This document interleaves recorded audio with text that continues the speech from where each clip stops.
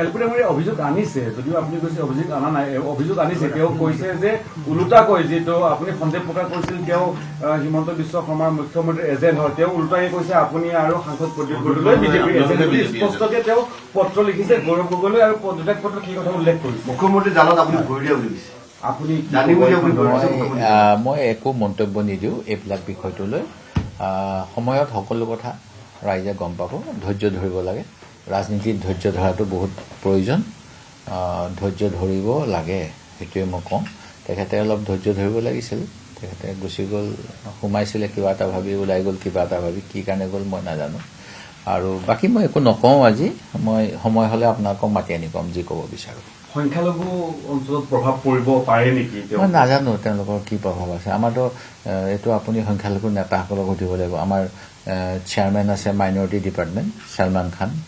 আমাৰ বিধায়কসকল আছে তেখেতসকলক সুধিব তেখেতসকলে গম পাব তেওঁলোকে কেনেকৈ ল'ব পাৰে কথাবিলাক মই নাজানো একো এনেকুৱা কথা নাই বৰাকৰ নিহাৰ ৰঞ্জন যিগৰাকী বিজেপি বিধায়ক আছে তেওঁৰ বিৰুদ্ধে এতিয়া বিজেপিয়ে মানে অভিযোগ আনিছে মানে বিজেপিৰ ভিতৰতে কাজিয়া হৈছে এতিয়া গোটেই বিষয়টো কি বিজেপিৰ মাজতে কাজিয়া হৈছে বিজেপিৰ কথা নাজানো বিজেপি এজেণ্টসকলে গম পাব মই নাজানো আপুনি বিচৰা বাতৰি পাব কেৱল নিউজ 18 এপত